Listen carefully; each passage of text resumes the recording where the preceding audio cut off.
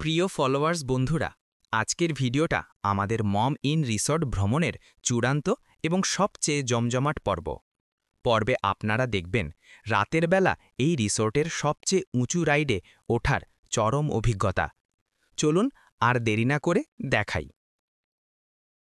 দিনের আলো যখন ম্লান হয়ে আসছে, সেই সময় আমরা হেঁটে যাচ্ছিলাম রিসর্টের ভেতরের এই চমৎকার পথ দিয়ে।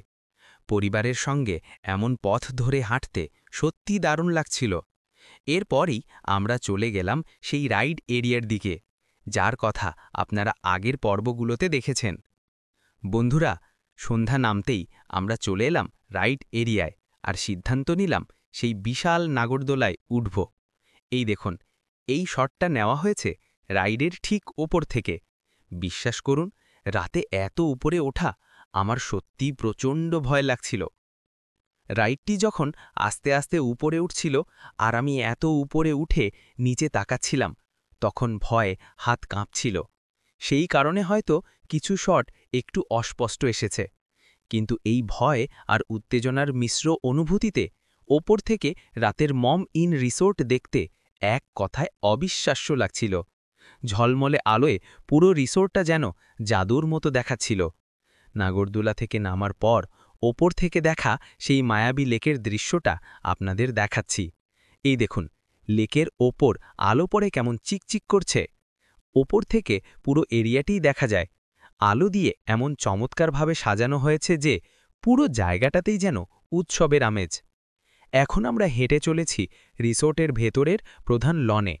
বিল্ডিংগুলোতে ঝলমলে আলো আর লন এরিয়াতে ল্যাম্পপোস্টগুলো পথ আলোকিত করেছে। এত গোছানো ল্যান্ডস্কেপিং আর চমৎকার আলোর ব্যবহার, রাতের এই শান্ত পরিবেশে হেঁটে বেড়ানোটা এক অসাধারণ অভিজ্ঞতা। মাঝখানে এই ফোয়ারা বা বৃত্তাকার সাজানো লনটি রাতে আরও বেশি আকর্ষণীয় লাগে।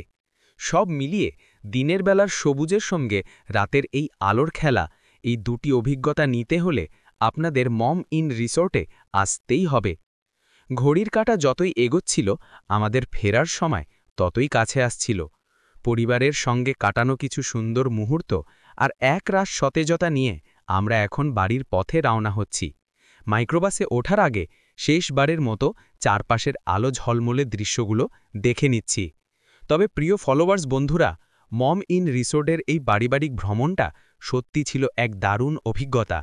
আজকের পর্বে আপনারা দেখলেন সেই উঁচু নাগরদোলার ওপর থেকে রাতের মায়াবী দৃশ্য। আজকেই ভ্রমণের তৃতীয় এবং শেষ পর্ব ছিল। পুরো সিরিজটি যদি আপনাদের ভালো লেগে থাকে, তাহলে অবশ্যই ভিডিওতে লাইক দিন এবং কমেন্টে আপনার প্রিয় অংশটি জানান। যারা আমার এই ভিডিওটি ফেসবুকে দেখছেন, তারা অবশ্যই লাইক এবং শেয়ার করে আমার সঙ্গে থাকুন। দেখা হবে পরের কোনো এক নতুন সফরে, নতুন কোনো ভিডিওতে। ততদিন পর্যন্ত সবাই ভালো থাকবেন।